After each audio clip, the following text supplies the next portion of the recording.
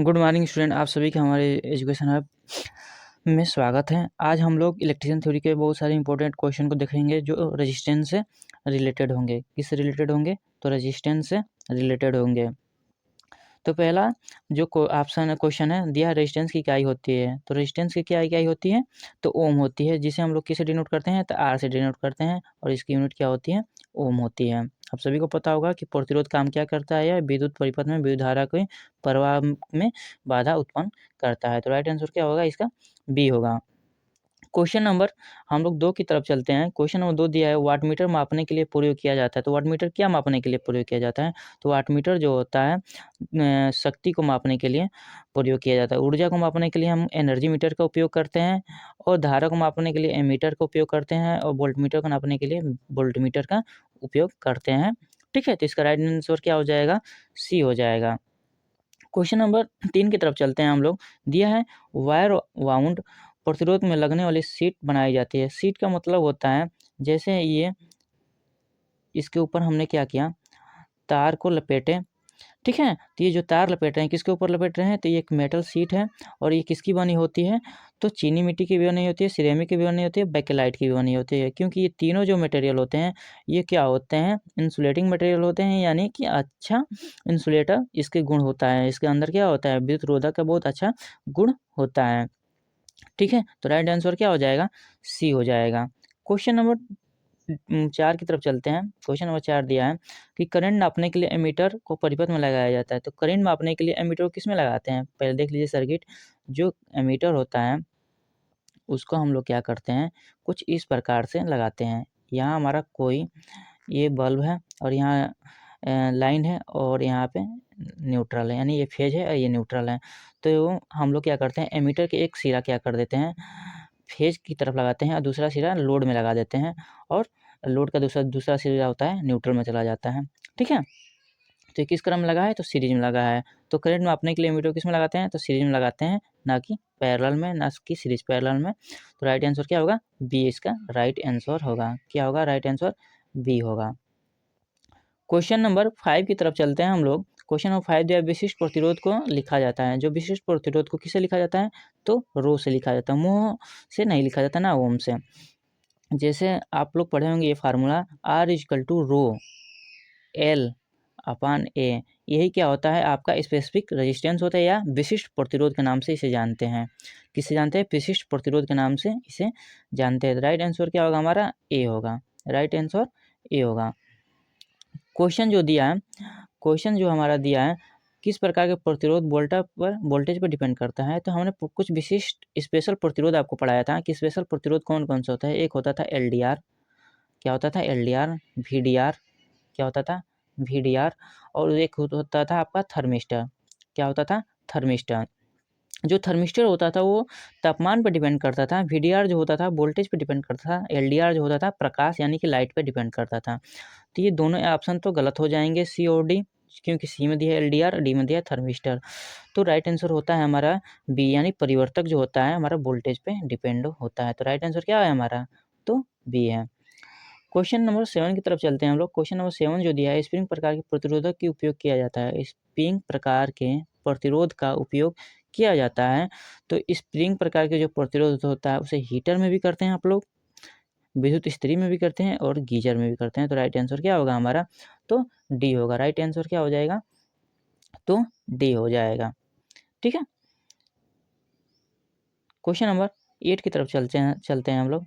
दिया है, phase tester लगने वाला प्रतिरोध होता है। फेज टेस्टर में लगने वाला प्रतिरोध है, तो कौन सा है? फेज जो टेस्टर होता है, जो फेज टेस्टर इस प्रकार आप लोग देखते हैं, उसमें क्या होती है, एक नियॉन की बल्ब लगी होती है, और इस नियॉन की बल्ब के साथ हम लोग क्या लगा होता है? एक प्रतिरोध लगा होता है। क्या लगाता है? एक प्रतिरोध लगा होता है, जिससे धारा को क्या करे? बाधा उत्पन्न करे, और धारा को एक लिमिट के आने दें, जिससे ये बल्ब क्या हो? फ्यूज ना हो। तो इसमें हम लोग जो प्रतिरोध लगा होता है वो मेटल फिल्म की लगी होती है। किसकी लगी होती है? तो मेटल फिल्म की लगी होती है। तो राइट आंसर क्या हो जाएगा? सी हो जाएगा। क्वेश्चन नंबर हम लोग क्वेश्चन नंबर 9 की तरफ चलते हैं। क्वेश्चन नंबर 9 देखते हैं। क्वेश्चन नंबर 9 देखते हैं हम लोग। क्वेश्चन नंबर 9 दे रहा है, वेरिएबल रजिस्टर आमतौर से बने होते हैं। तो कार्बन के तो कार्बन रजिस्टर बना होता है। कॉपर तार तो हमारा गुड कंडक्टर है, अच्छा कंडक्टर है, चालक है, तो कॉपर के तार के तो हम लोग बना नहीं सकते हैं। तो किसका बनेगा? रजिस्टिव तार का बना होता है। किसका बना होता है? रजिस्टिव तार का बना होता है। राइट आंसर हमारा क्या है? बी हमारा राइट आंसर है। क्वेश्चन नंबर 10 की तरफ चलते हैं। कार्बन वेरिएबल रजिस्टर दिया है। कार्बन वेरिएबल रजिस्टर उपलब्ध होते हैं, तो कहाँ उपलब्ध होते हैं कार्बन वेरिएबल रजिस्टर? तो रोटरी टाइप में गलत। किस में उपलब्ध होते हैं? तो स्लाइड टाइप में क्या होते हैं? हमारे कार्बन वेरिएबल रजिस्टर उपलब्ध होते हैं। किस में? तो स्लाइड टाइप में क्या होते हैं? उपलब्ध होते हैं। राइट आंसर हमारा बी होगा। क्वेश्चन नंबर हम लोग 11 की तरफ चलते हैं। क्वेश्चन नंबर 11 दे रहा है, वेरिएबल रजिस्टर का मान का पता कैसे लगता है? वेरिएबल जो रजिस्टर का मान कितने ओम का है वो कैसे पता करेंगे? तो कलर कोड से। तो कलर कोड से हम लोग क्या पता करते हैं? कार्बन जो प्रतिरोध होते हैं उसका पता करते हैं, और बॉडी पर लिखे मान से और बॉडी पर पैच किए मान से हम लोग पता करते हैं। तो राइट जो डी आंसर है इसमें दिया है बी तथा सी, तो बी और सी यानी कि राइट आंसर हमारा क्या होगा? डी होगा। राइट आंसर क्या होगा? हमारा डी होगा। क्वेश्चन नंबर हम लोग 12 की तरफ चलते हैं। दिया है ओपन रेजिस्टेंस को ओमीटर से चेक करने पर क्या बताएगा? जब आप किसी भी रेजिस्टेंस या किसी भी सर्किट को ओपन कर अगर ओमीटर से चेक करेंगे तो उसमें जो मान देगा क्या देगा? अनंत देगा, यानी कि राइट आंसर क्या होगा? सी होगा। क्या देगा मान? अनंत देगा, ना कि शून्य देगा। ठीक है, तो क्वेश्चन नंबर हम लोग 13 की तरफ चलते हैं। ये क्वेश्चन नंबर 13 दिया है, निम्न में से कौन सी अधिक प्रयोग वाली वैल्यू है? इनमें से कौन सा डाटा जो है सबसे अधिक प्रयोग किया जाता है? तो जो 47 ओम का प्रतिरोध होता है इसे हम लोग अधिक प्रयोग करते हैं। ठीक है, तो राइट आंसर हमारा हो जाएगा ए। क्वेश्चन नंबर हम लोग 14 की तरफ चलते हैं। दिया है कि रजिस्टिव तार बनाने के लिए कौन सा पदार्थ प्रयोग करते हैं? तो रजिस्टिव तार बनाने के लिए कॉपर तार का तो हम लोग प्रयोग कर ही नहीं सकते हैं, क्योंकि कॉपर क्या होता है? हमारा गुड कंडक्टर होता है, तो इसलिए हम लोग यूरेका का प्रयोग करते हैं, ना कि मैग्नीन का। तो राइट आंसर हमारा हो जाएगा ए। क्या होगा? राइट आंसर ए हो जाएगा। कार्बन रजिस्टर की केसिंग बनी होती है, तो किसकी बनी होती है? देखिए इस क्वेश्चन में जो ऑप्शन है टाइप मिस्टेक हुआ है, तो इसका जो ऑप्शन होगा क्या होगा? पेपर होगा। किसका बना होता है? तो पेपर की बनी होती है। राइट आंसर पेपर का होगा। ठीक है, क्वेश्चन नंबर 16 दिया है।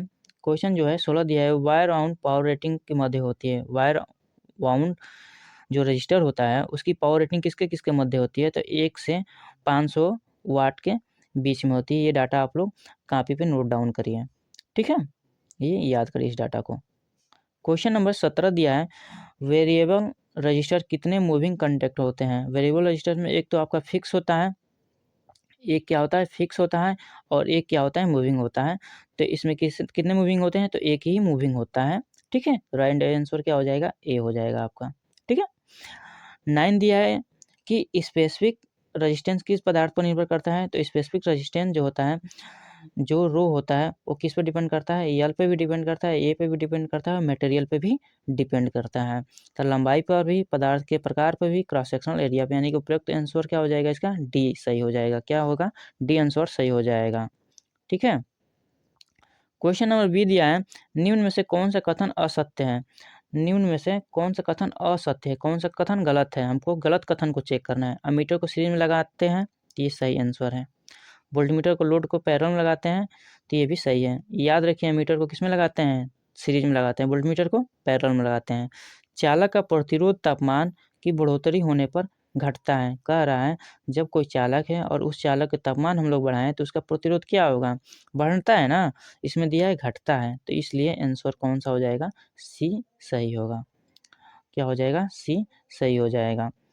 तो आज के लिए इतना ही। धन्यवाद आप सभी का।